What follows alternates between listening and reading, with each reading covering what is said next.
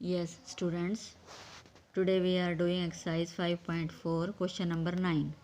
Find the angle measure between the hands of the clock in each figure. अब इस figure में ये clock है, इसमें दो हैंड्स हैं, यानी कि छोटा हैंड 9 पे है और बड़ा हैंड 12 पे है, यानी कि 9 AM। फिर दूसरा क्लॉक है, इसमें छोटा हैंड 1 पे है और बड़ा हैंड 12 पे है, यानी कि 1 PM। फिर थर्ड फिगर है, थर्ड क्लॉक में छोटा हैंड 6 पे है और बड़ा 12 पे, यानी कि 6 PM। अब हमें ये बताना है कि इसमें कौन सा एंगल है। 9 AM यानी कि 9 बजे हैं, तो ये वाला एंगल, ठीक है। तो ये कितना है, जैसे 3 PM अगर होता तब भी क्या होता, 90 का एंगल, ठीक है। फिर 3 से अगर 6 पे होता फिर भी क्या होता, 90 का। अब 9 PM है तो इसका मतलब 90 का एंगल है। तो 9 फर्स्ट पार्ट में 90 का एंड 90 डिग्री का एंगल है, यानी कि राइट एंगल है। हर 15 मिनट्स पे यानी कि 90 का एंगल बनेगा। अब जैसे इसमें है सेकंड फिगर में 1 PM है, तो जैसे 12 बजे के बाद 1 बजा तो 1 बजे क्या होगा, 30 डिग्री का एंगल होगा। अगर फिर 2 बजे लेंगे तो 60 डिग्री का एंगल होगा।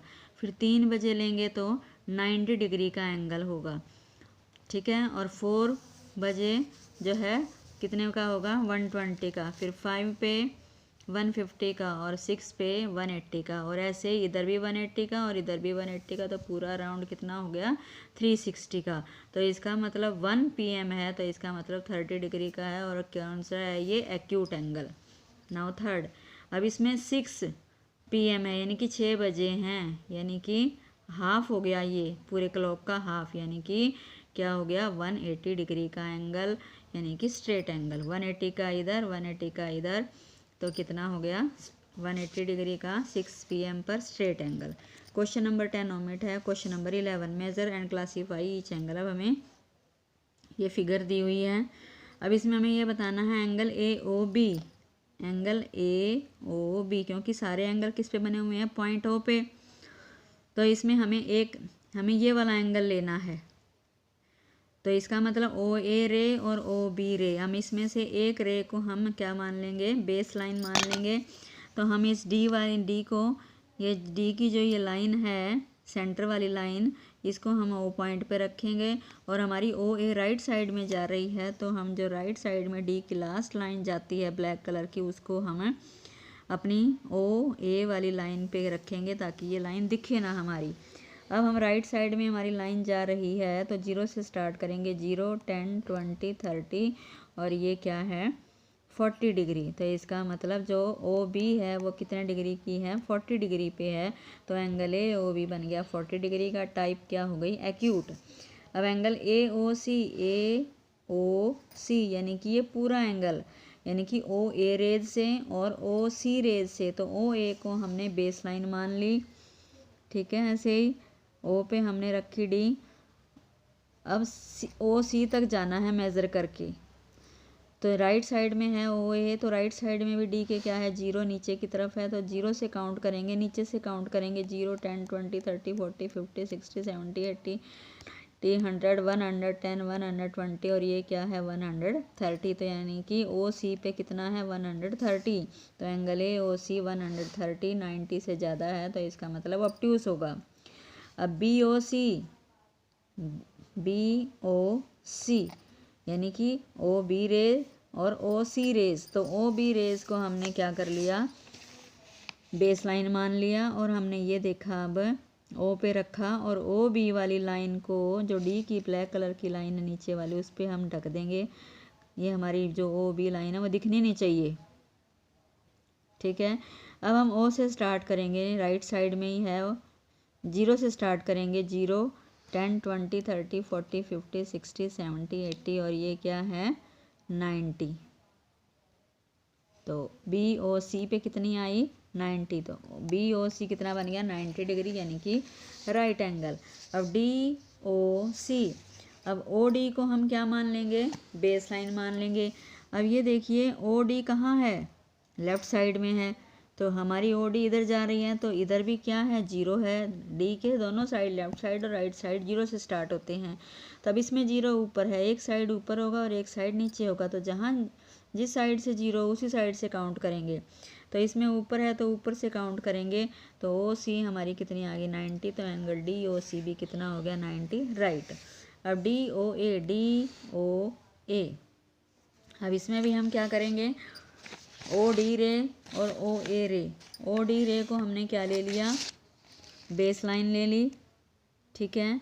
अब हमने ओ ए को देखना है। अब ओ ए हमारी ओ डी में जो है राइट साइड पे है, तो जीरो से स्टार्ट करेंगे। तो जीरो से स्टार्ट करके हमारी ओ डी कहाँ आ रही है, 140 पे। तो ए ओ डी कितना बन गया, 140 डिग्री का, यानी कि ऑब्ट्यूस एंगल। अब है एंगल डी ओ बी। अब एंगल डी ओ बी तो ये स्ट्रेट लाइन बन रही है। जब एंगल स्ट्रेट लाइन बने तो इसका मतलब 180 डिग्री का होता है, यानी कि स्ट्रेट एंगल।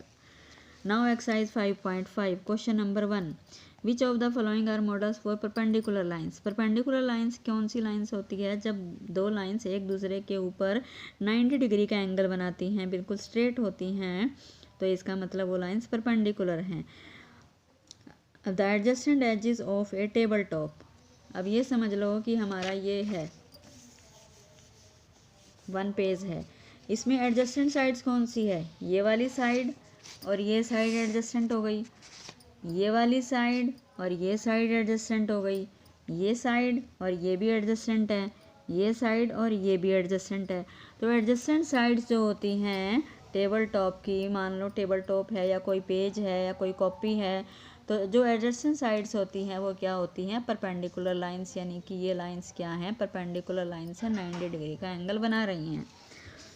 अब B part, the lines of a railway track. Railway track आपने देखा हुआ है, वो लाइंस जो आती हैं वो क्या होती हैं, पैरेलल होती हैं, तो इसका मतलब वो परपेंडिकुलर नहीं होती, तो not perpendicular. C part, the line segment forming the letter L. अब एल पे देखो, अब ये एडजस्टेंट लाइंस हैं, यानी कि ये क्या हैं, एक दूसरे के ऊपर 90 डिग्री का एंगल बना रही हैं, सीधी खड़ी हैं ये, तो इसका मतलब क्या है, ये perpendicular lines.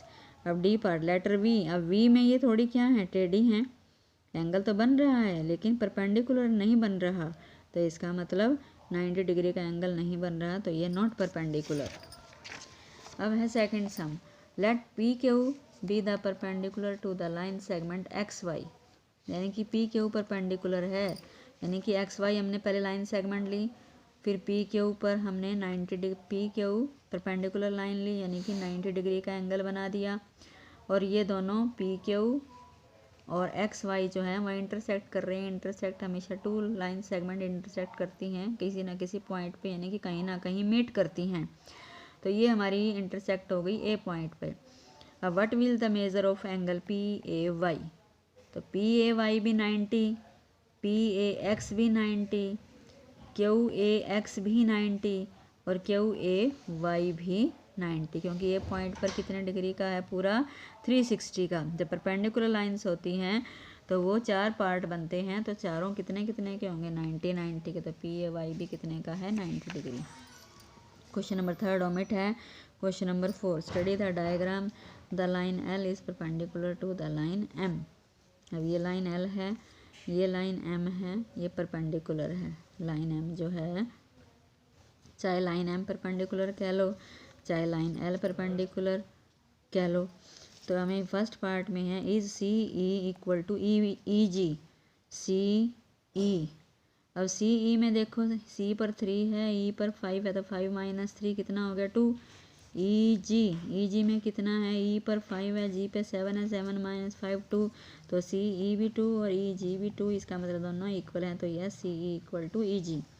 Now B part, does P E bisect C G. P E bisect C G, यानी कि बाइसेक्ट तभी करती हैं जब वो 2 पार्ट में इक्वल डिवाइड करती हों। अब सी ई और ई जी दोनों इक्वल पार्ट हैं, तो इसका मतलब yes P E bisect C G. C part, identify any 2 line segments for which P E पर इज परपेंडिकुलर बाइसेक्टर। अब हमें ऐसी 2 लाइंस देखनी हैं जिसमें क्या हो, परपेंडिकुलर हो, जो बाइसेक्टर हो, परपेंडिकुलर बाइसेक्टर। अब जैसे डी एफ, इसमें भी 5 - 4 6 - 5 1। अब